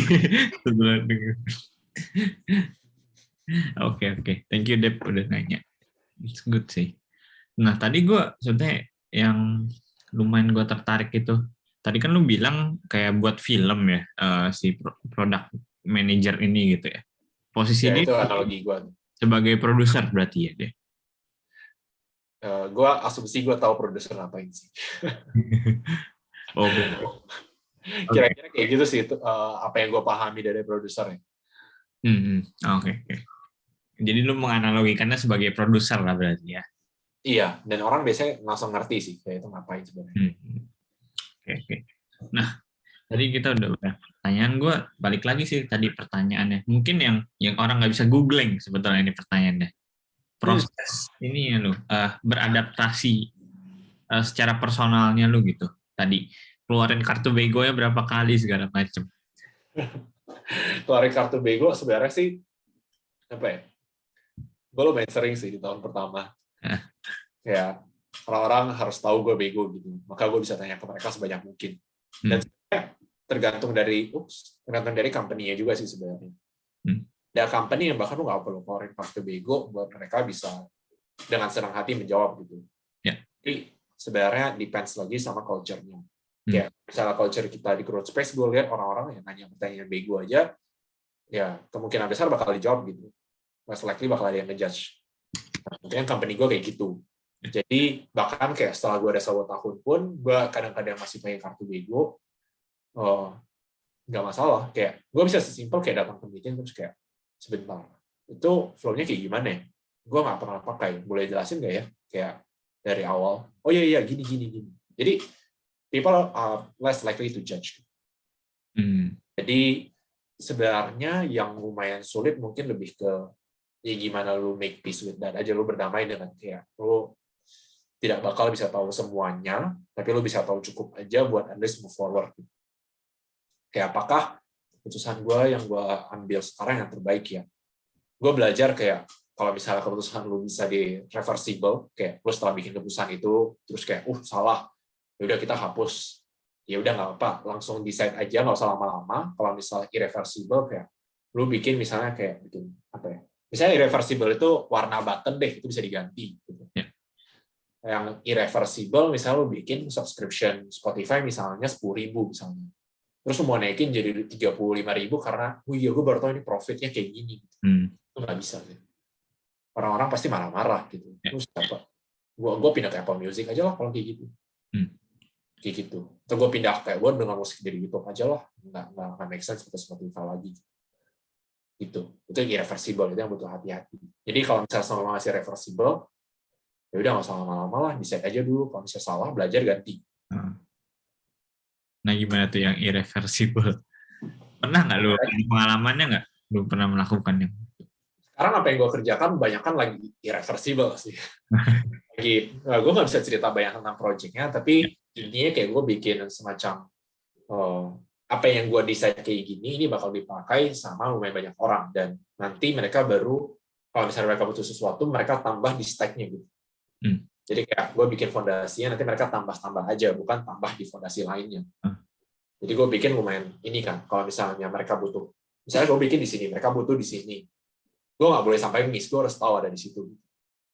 Nah, jadi fondasinya nanti orang lain bakal ikutin. Kalau misalnya fondasinya salah bahan atau salah kayak, gue nggak tahu lu ternyata pakai ini, gue nggak buatin buat lu. Lah gimana gue butuh? Nah, ini sesuatu yang bisa jadi irreversible. Dan gue lumayan inilah, kayak, sorry ya gue bisa spill banyak ya, soalnya ini kan confidential. Tapi mungkin lebih ke irreversible ini gue jadi kayak, untungnya baik lagi startup itu bisa jadi lu dapat satu culture yang memang sangat sulit atau culture yang sangat baik. Tempat gue banyak yang sangat baik, jadi gue bisa dengan gampang datang bilang kayak, lihat ini yang lagi gue kerjain, gue boleh minta tolong dulu nggak buat ngecek gue ada miss di mana gitu. Kalau misalnya ada, gue bakal kebantu banget, dan ini juga bisa bantu lu karena sistemnya jadi lebih baik gitu. Oke. Coba gue turun aja yuk, nanti kita lihat bagian mana yang gue rasa lo butuh tambahin gitu. Jadi enak, mending gue, at least di tim gue lumayan bangga sama itu sih. Kita ngomong ide, konsep itu namanya stress testing. Ya, gue ada ide ini, belum rapi, tapi lo boleh bantu stress test gue nggak ya? Biar nanti gue bisa present ke orang lain pas rapi. Oh ya boleh, share aja. Tim gue lumayan ada culture itu, jadi sangat merasa aman lah buat lo bisa share sesuatu. Berarti lu dealingnya gitu biar preventnya juga ya, lu nanya jadinya ya, banyak nanya kah? Betul, gue nanya sama orang-orangnya. Itu. Jadi ya gue sangat bersyukur di situ sih. Lu dikasih suatu safe place buat nanya hal-hal bego. Oke. Gitu. Jadi bisa nanya sih ya sebelum jadi yang irreversible itu nggak bisa diapa-apain, berarti prevent-nya ya bisa nanya gitu ya. Oke. Betul. Prevent-nya bisa nanya. Jadi, dan juga ya kita belajar kayak trik komunikasi lagi sih Fon di sini kayak. Ya udah lu pasti merasa sangat, misalnya manajer gue sangat pintar sih kan. Ya. Oh, lu pasti merasa kayak terbebani kan, ya udah lu minta orang lain bantu stres aja. Kalau misalnya udah nggak ada yang perlu di stres, mereka juga udah tahu lu ngapain, mereka juga ikut kayak berbagi ownership-nya gitu. Kalau misalnya ada salah, kita bantu bareng aja. Daripada lu bear the burden by yourself, pasti berat banget gitu. Oh iya, benar juga ya, gue komunikasi ke mereka, ini barang mereka juga, kita sama-sama punya ini, bukan punya gue doang. Jadi banyak trik communication yang kita pelajari sembari jalan, kayak nggak ada habis-habisnya. Selama lu beradaptasi itu ada yang sulit nggak yang lu adaptasinya gitu loh? Sulit adaptasinya ya. Sulit adaptasinya mungkin lebih ke kerjaan nggak pernah habis sih kayaknya. Kerjaan nggak pernah habis, dan nggak pernah habis, kayak lu bisa lihat dari meeting gue itu nggak pernah habis meetingnya. Dan juga semakin kita naik ke atas jenjang karir, semakin sulit juga masalah yang dibereskan. Jadi bisa dibilang adaptasi gue nggak berhenti kayaknya.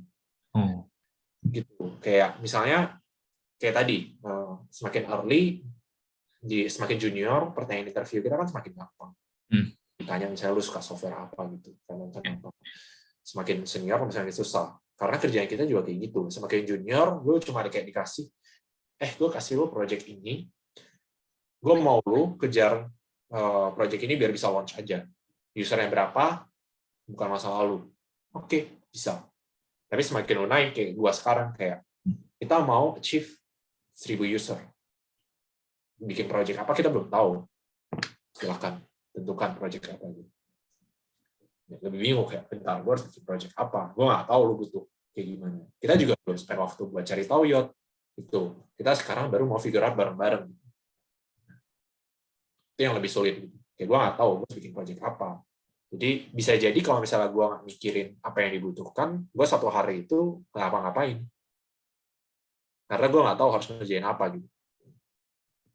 Jadi sekarang setiap awal minggu gue bakal kayak breakdown kayak, oke, gue lagi ada area ABC, area ABC ini state-nya seperti ini, gue lagi mengejar ini. Jadi minggu ini gue harus kejar orang ini buat dapatin ini.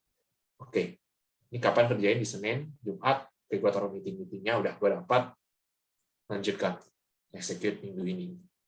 Kalau gue nggak mikir itu, gue satu minggu ya nggak apa-ngapain, basically, nggak produktif. Apa lagi, Beb? Wow aja.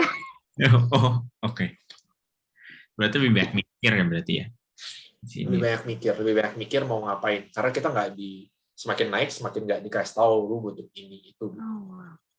Ya, lu perlu cari tahu sendiri ya. Gue rasa user kita nggak bisa search dengan gampang pas lagi gini. Ini masalah besar nggak ya? Oh, bukan masalah besar. Berarti gue nggak harus mikir di situ. Bisa kayak gitu juga. Ya, ternyata itu nggak penting gitu. Ya, oh ternyata ada yang lebih penting, kayak kita perlu kerjasama sama partner ini. Tapi gimana caranya? Oke, gue mau analyze dulu sistem kita bisa kerjasama sama partner ini atau enggak. Sistem lu ada masalah, kurang ini. Ya udah, berarti udah jelas kita butuh partner ini, sistem kita kurang ini, kita mulai dari A baru ke B. Jadi lo kerja A dulu. Kayak banyak berpikir seperti itu sih. Ya. Gitu. Cuma semakin early semakin gampang lah pasti. Kayak lo bisa expect, lo nggak perlu mikir sampai sejauh itu. Atasan lo bisa bantu lo buat kasih tahu, kerjain ini ya, kita udah tahu kita kerjain A, buat dapat ini kerjain. Oke, bisa. Gitu. Walaupun juga sih bisa, tapi kayak bisa menangis lah, bisa gila. Gila. Ya. Dan lu nggak expect ya, kalender lu bakal terisi tiap hari itu. Masuk ya. Gue nggak expect. Kalender gue pas gue pertama kali join Fon, itu gue bener kayak, gue hari pertama gue join, gue datang buka laptop, terus gue bingung mau ngapain, terus gue liat jam 1, tapi gue nggak tahu mau ngapain sampai jam 5 sore. Jadi gue baca-baca aja, gue pura-pura sibuk, kayak orang-orang lagi sibuk, kayak tim gue waktu itu mungkin gara-gara masih belum gitu kenal gue juga, jadi lumayan diamin gue gitu. Gue kira gue lagi dicuekin, tapi merekanya juga segan, nggak tahu mau ngapain. Jadi kayak gue dari jam 1 jam 5 kayak baca aja, terus mereka pas gue pulang mereka masih kerja, gue kayak gue besok stay lebih lama nggak ya, tapi gue nggak tahu mau ngapain. Sekarang gue kelar jam 5 aja gue udah merayakan. Iya, gue nggak kerja di malam aja gue merayakan. Yes, gue efisien minggu ini gitu. Oke, apalagi Dep? Silakan. Gak apa-apa. Aku bete. Ya. Nggak apa-apa. Gue seneng kok jawab pertanyaan. Gue senang dengan curiosity-nya nih. Senang. Iya. Ya, jadi kan Kak Daniel baru tahu nih kalau misalnya bisa juga, maksudnya Kak Daniel willingly to go extra mile. Ya nggak sih? Kayak Extra mile ini kayak gimana dulu ya maksudnya? Kayak sebenarnya bisa aja kayak apa ya? Like sangat-sangat eager to discover, problematikanya itu si software itu dan yang kayak gitu. Nah, terus pertanyaanku adalah kalau kayak gitu, kalau misalnya tugasnya Kak Daniel kayak yang bekerja sama developer untuk memecahkan ini terus mengusulkan ide-ide baru. Nah, kenapa enggak conducting research aja? What's the difference gitu? Ada kok. Jadi sekarang aku lagi ngerjain suatu produk yang baru. Apalagi aku nggak bisa spill terlalu banyak. Bisa cari tahu aja. Hintnya udah ada di LinkedIn-ku. Hal yang kayak gini itu kayak kita benar-benar mulai dari nol. Kita benar-benar ngawang kayak start from where gitu. Kayak kita mulai craft business goals-nya, mulai craft kayak kita harus ngapain. Cuma kan bentuk dari software-nya itu kita benar-benar mulai dari nol. We need to know what our user needs. Jadi pas awal berapa bulan itu, aku lumayan banyak interview user kita juga. Kayak, misalnya kamu lagi mau ngelakuin aktivitas ini, kamu ngapain? Oh kayak gini. Oh oke. Pas lagi pakai aplikasi kita ada masalah. Pas lagi pakai aplikasi kompetitor seperti apa? Oh lumayan enak karena ini. Enaknya karena itu. Apa yang kalian lagi lakukan? Jadi kita banyak research, tapi bukan research kayak kalau buttonnya di sini bagus nggak? Kalau misalnya page lebih kualitatif lah ya. Kualitatif. Bukan kuanti. Cari tahu area mana yang jadi paling penting dari user dan kenapa itu penting. Baru kita list down.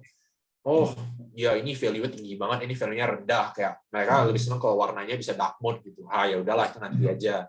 Mereka butuh login-nya bisa multiple user. Oh ini penting kayaknya kayak gitu. Research juga ada. Itu bagian tadi yang developer sama user.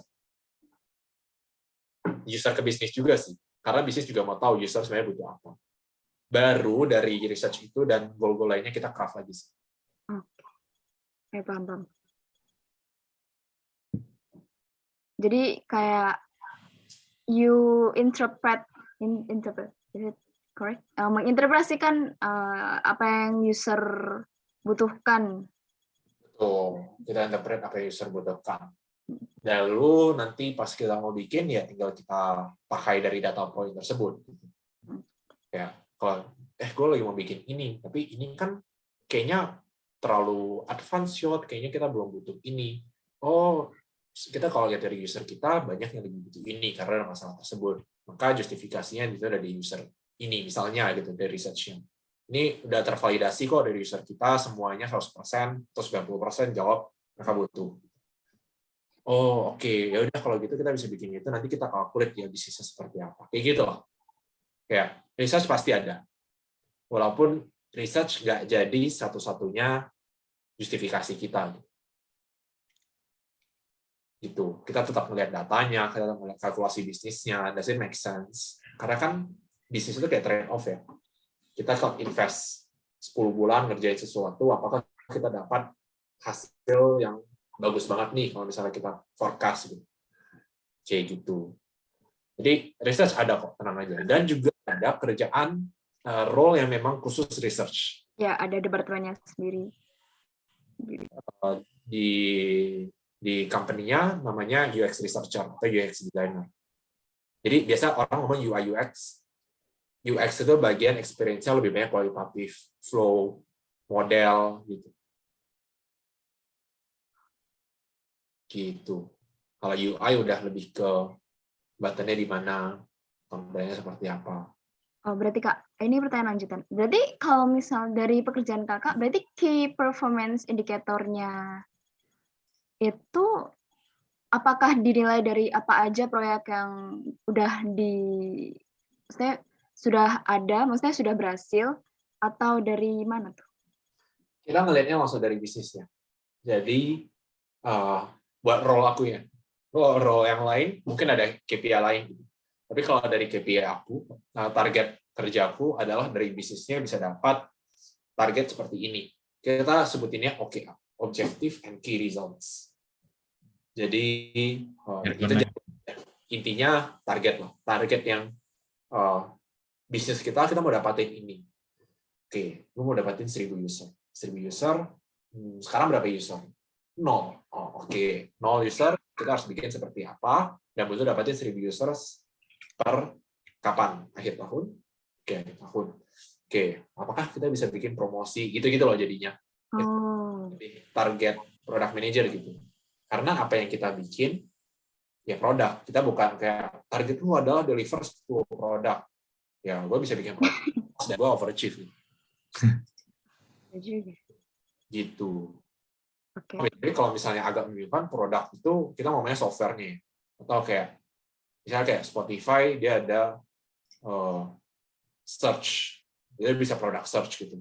Atau produk podcast, produk music.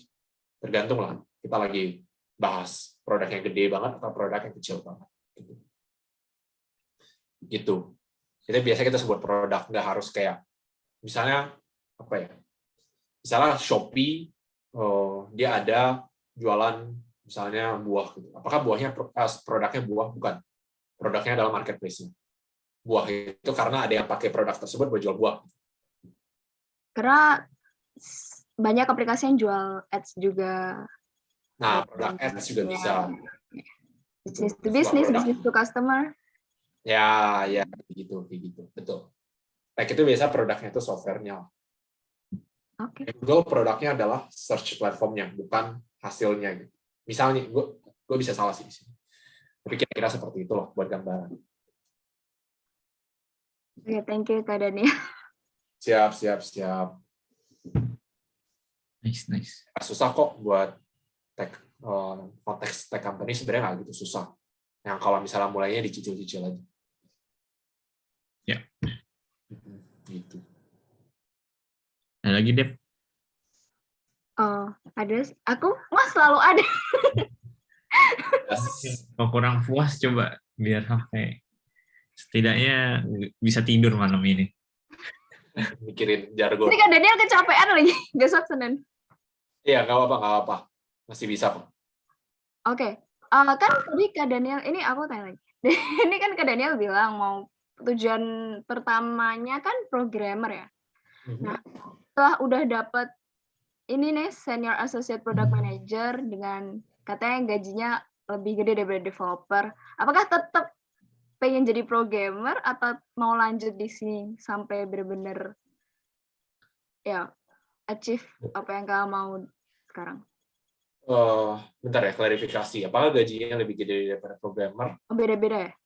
Di company gue nggak tahu. Karena gue nggak pernah nanya gaji programmer. Okay. Cuman kalau misalnya boleh secara general view gitu, kayaknya lebih gede.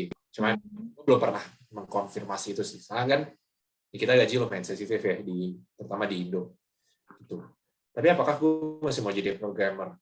Gue lihat kerjaan programmer di tim gue dan gue lumayan takut. I don't think I can do that gitu.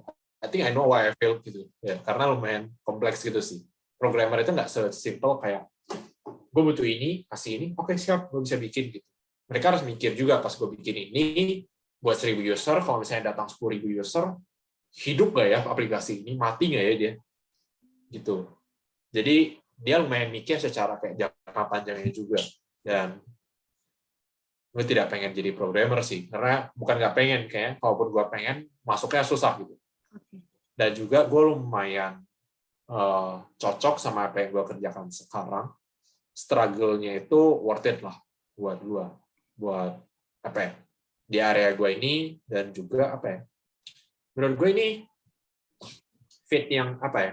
Gue sebelumnya mau jadi programmer, mungkin juga gue nggak sempat explore ada product management ini.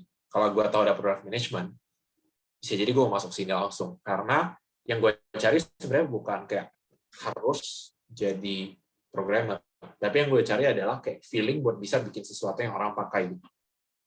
Oke. Gitu, kayak. Jadi sekarang udah perfect lah ya pekerjaan. Sekarang udah perfect. I think so. Kayak I'm really happy with the decision I made. Kayak untung gue dikasih kesempatan buat coba. Karena kalau enggak, kayak hidup gue beda total sih. Jadi gue lumayan senang. Tim gue juga lumayan bagus sekarang. Bukan lumayan lagi sih. Gue benar-benar bersyukur. Supportive-nya kuat. Jadi gue lumayan senang lah sama tempat gue sekarang dan karir ini. Keren. Oke nih Kak, ada yang tanya. Kak, aku mau tanya. Kak mau tanya, waktu apply PM entry level, pure pakai CV yang nggak ada pengalaman PM atau sertifikat dari bootcamp atau buat portofolio sendiri? Kalau buat portofolio sendiri, startnya dari mana? Thank you, Kak. Oke, thank you. Ini mungkin mau ngecek dulu ya ke Widya. Ini buat konteks fresh graduate atau dari yang udah pernah kerja sebelumnya? Buat konten fresh graduate, Kak. Fresh graduate ya. Oke, siap. Oke, waktu itu kalau gue sebelumnya itu nggak ada pengalaman PM sama sekali. As you can see, ini CV gue itu cuman sampai sini. Cuma sampai yang ISEC sini. Jadi ya ISEC ini ke bawah dan edukasi. Udah. Jadi nggak ada pengalaman lain sebenarnya. Tapi apakah buat bisa masuk situ butuh sertifikat atau butuh portofolio? Mungkin tergantung ya. Ada beberapa company yang mungkin lebih santai karena mereka memang mungkin lebih butuh yang lebih kecil. Bukan butuh lebih kecil sih, nggak butuh terlalu advance. Jadi mereka nggak butuh sampai situ.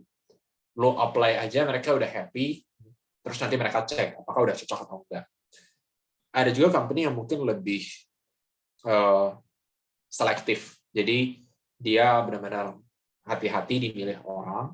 Biasanya company yang udah lebih gede atau mungkin role yang lebih tinggi. Nah, buat masuk itu seperti apa? Apakah butuh sertifikat bootcamp atau butuh portfolio? Sayangnya, biasanya company itu butuh pengalaman kerja. Itu. Pengalaman kerja misalnya kayak 1 tahun atau 2 tahun. Ada juga mungkin company yang kayak secara eksplisit bilang, kita fresh grad terima gitu.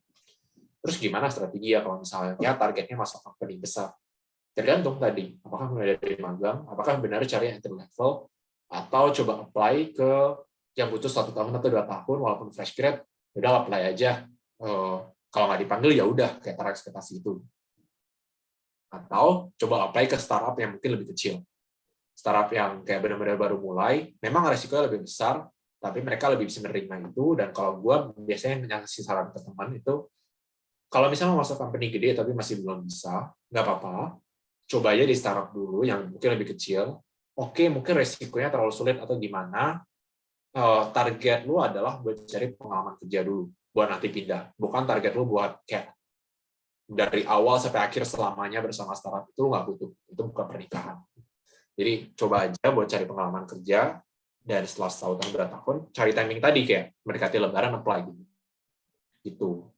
Terus kalau misalnya mau buat portofolio sendiri, kayak tadi, ya apakah ada magang atau ada kayak coba mulai dari pengalaman kerja buat bangun portofolionya gitu. Portofolio juga nggak harus kayak benar-benar kayak portofolio ini sih, portofolio yang kayak benar-benar desainnya atau apa. Ini loh, ada satu tempat yang gue lumayan suka sih. Ini idola gue, si Mana Saloy.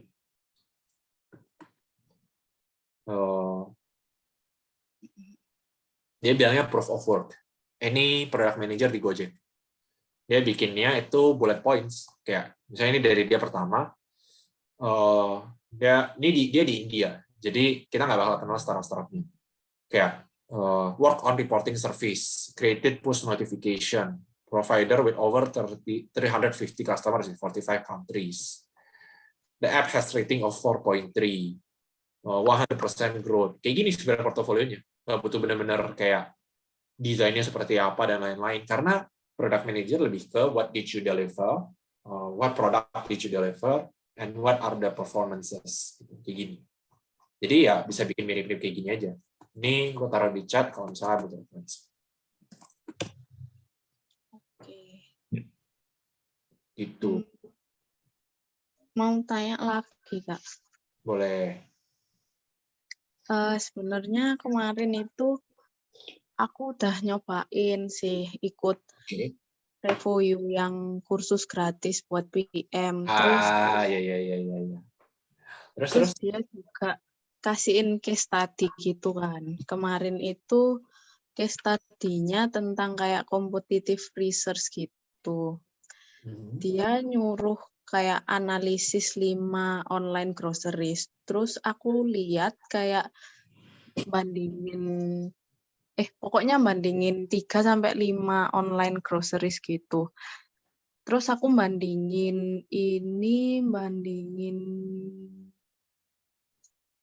bandingin Kecipir, Tanihub, sama Sayur Box. Terus aku lihatnya di 3 online groceries ini kayak mereka ini kayak kurang bisa buat one day delivery gitu. Terus menurutku kayak gimana caranya buat one day delivery ini.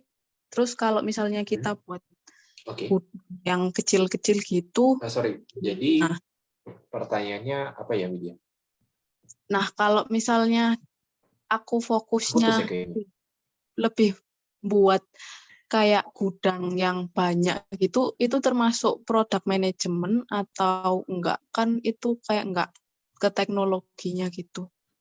Aku masih bingung di situnya sih. Widya, sorry, tadi sempat keputus habis kayak bilang nggak bisa one day delivery di putus. Boleh ulangin sekali lagi?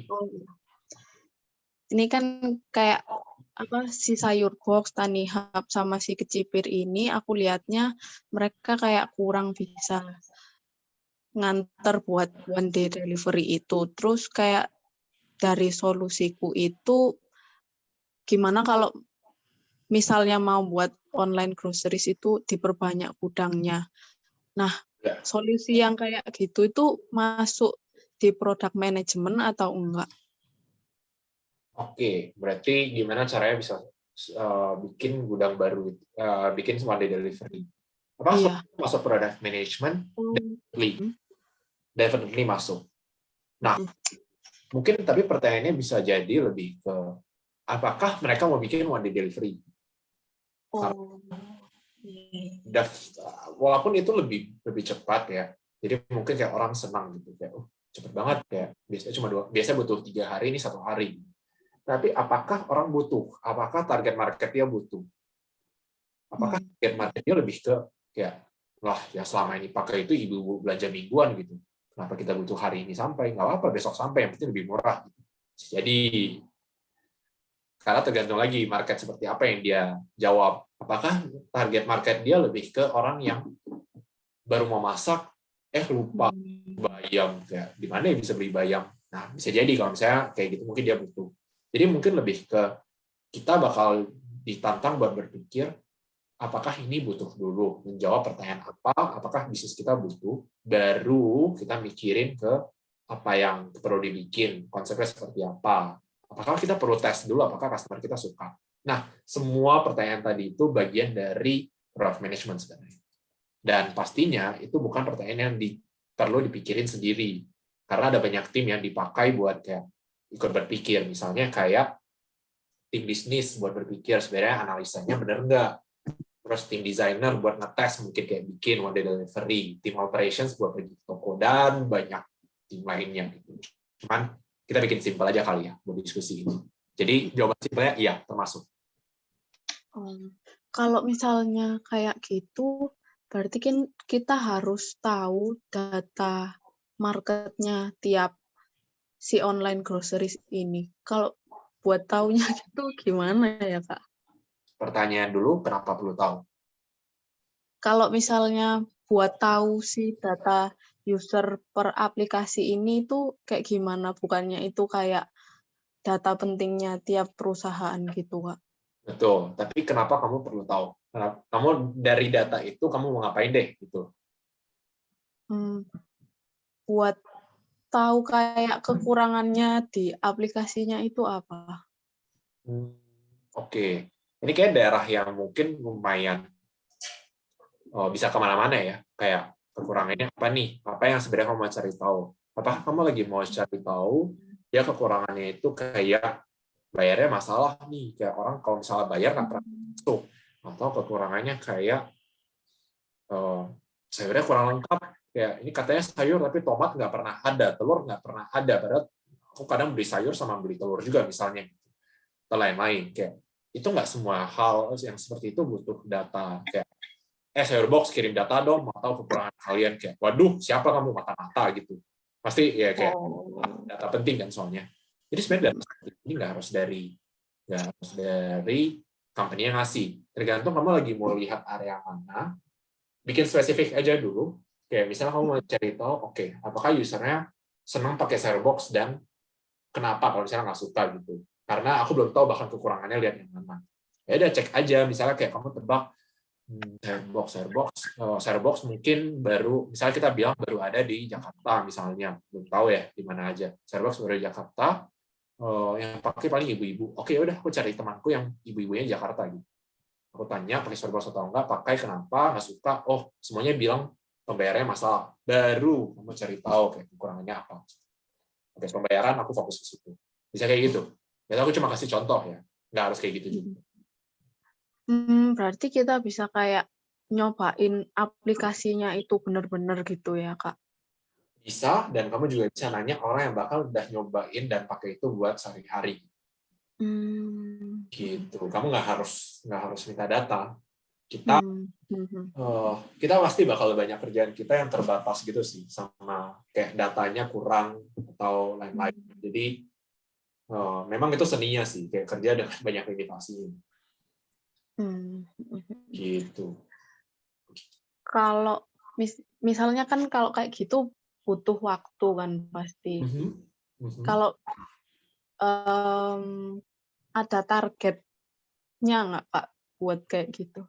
Misalnya kayak kita kan suruh cari competitive research ini, targetnya misalnya dalam 1 minggu gitu harus jadi, itu pasti ada ya?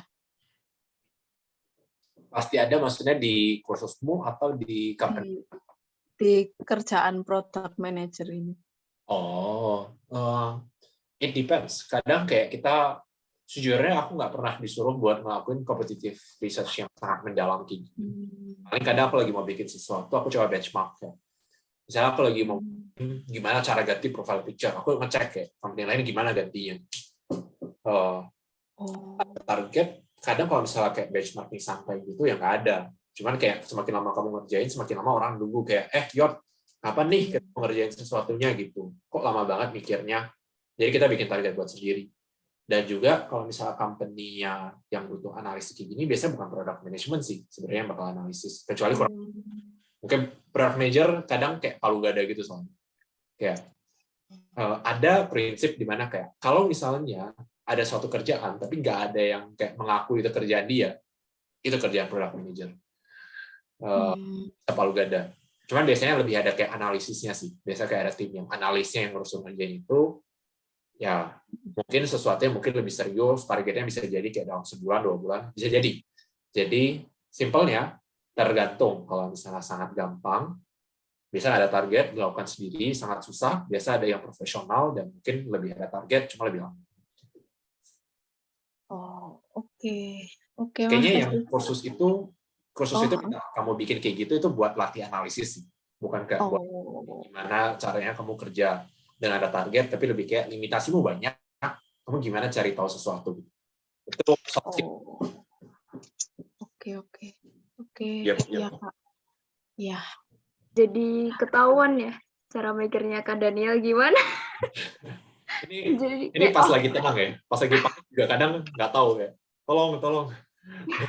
Kayak wow, very structural the way thinkingnya. Ya, structural thinking itu yang memang di jejelin setiap hari product manager. Wow.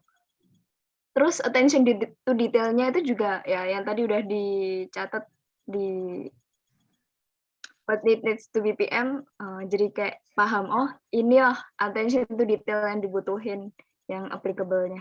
Betul sekali. BTW ini aku share ya kalau misalnya kalian butuh. Wah, terima kasih. Ini bukan PPT bagus sih. Gak apa. Kayak gitu. Kita nggak punya waktu buat bikin PPT bagus, jadi kita bikin yang ampas aja gitu. Yang penting apa? Yang penting isinya. Yang penting isinya. Kecuali kalau misalnya kita ada skill kita kayak Devon misalnya, ya udahlah gitu. Ya, bikin yang bagus gitu. Tapi kalau kamu bukan Devon, then why bother? Benar. Dulu waktu gue sekolah, kalau gue nggak menguasai isinya, gue bikin PPT yang bagus. Iya kan, distraksi dulu kan, Fon. Procrastinate aja dulu. Iya. Dulu di Esek juga gitu soalnya. Tapi sekarang percaya deh, kerjaan gue PPT-nya sesantai itu. Kayak, udah nggak usah bikin bagus-bagus, yang penting kita bisa pakai itu buat diskusi. Sip, gas. Mantap. Jadi kerjaan, ya bisa lihat lah PPT gue kayak gimana. Oke. Dan kita udah 21.44 nih. Udah. Gue sebetulnya plan-nya sampai 21.30. Karena 1,5 jam gue rasa efektifnya segitu ya. Kalau lebih dari itu, kayaknya udah kemana-mana ntar pembahasannya. Mungkin, ya makanya. Bisa, kalau lebih dari itu biasa bisa sampai jam 12 nih. Tiba-tiba curhat gak sih, Fon? Iya, makanya. Ngomongin curhat ini. juga gak apa-apa sih, tapi udah lumayan malam juga ya. Betul. Nah, mungkin dari Yoda mau ada nyampein pesan apa nggak buat growth spacer, warga Kelurahan Sukamaju? Oke. Sebenarnya sekarang sih aku lagi lumayan senang bantu orang buat masuk karir ke product management sebenarnya. Jadi kalau misalnya ada teman-teman yang kayak butuh nanya-nanya atau kayak butuh tips kayak gimana follow up diskusi ini karena butuh tips buat masuk karir product management, sebenarnya aku lagi di mode di mana kayak aku sangat senang buat bahas-bahas ini gitu. Jadi feel free, terserah kayak kalau misalnya nggak nyaman lempar di growth space langsung bisa DM aku, kalau enggak community juga bisa langsung lempar aja. I believe there are many people that can help. Ada Anna, ada Rod juga yang di Discord-nya yang pernah di tech company. Jadi bukan tech company sih, tech space lah, kayak programmer gitu. Jadi harusnya lebih banyak orang yang bisa bantuin. But your choice, bisa hubungi aku aja di Discord gitu. Atau kalau misalnya mau connect di Instagram, ada ini juga. Misalnya mau DM atau apa, feel free. I'm open. Silakan aja kalau ada pertanyaan. Nggak ada pertanyaan bego, don't worry. Dan terlebih lagi kalau misalnya kalian misalnya kayak Jonathan tadi, dia udah ada karir.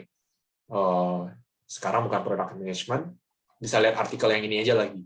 Ini prinsip yang aku udah pakai ini buat bantu 3 orang sih so far. Nggak terlalu banyak, tapi ya ada sedikit kebanggaan lah. Kayaknya ini membantu orang gitu. Ya, itu aja, Fon.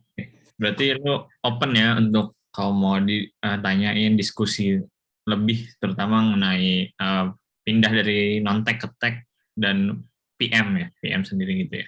Ya, specifically PM. Kalau misalnya buat yang lain, kayak programmer, marketing, atau lain-lain, maybe I'm not the best person to give advice, tapi aku bisa kenalin kalian sama mungkin beberapa teman aku kalau misalnya mereka open juga buat ditanya. Nggak tahu sih ada atau enggak, tapi bisa ditanya.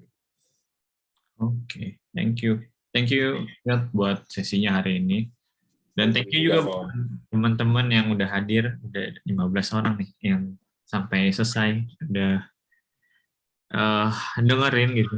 Ini lumayan ya, banyak ilmu-ilmu baru sebenarnya. Kayaknya bisa dilihat dari Debbie sih, sebagai contohnya ya tadi. Debbie sampai ketemu di company-ku ya. Waduh. Nah, ya udah. Dan kalau mungkin mau ada diskusi lebih lanjut tadi seperti yang Yoda udah bilang, bisa DM Yoda atau kita ngobrol di channel karir ya, biar bisa mungkin bisa jadi lebih luas lagi pembahasannya gitu. Dan ya, aku senang kok jawab pertanyaan. Seru. Sip. Oke deh, kalau gitu kita sampai sini aja. Terima kasih juga buat teman-teman. Ini ada yang chatting. Thank you juga sama-sama. Thank you juga guys sudah datang. Sip. See you. Gimana? Ya Jadi mungkin ada see you di sesi-sesi selanjutnya, kubis-kubis selanjutnya. Jadi goodbye. Good night. Bye-bye. Bye.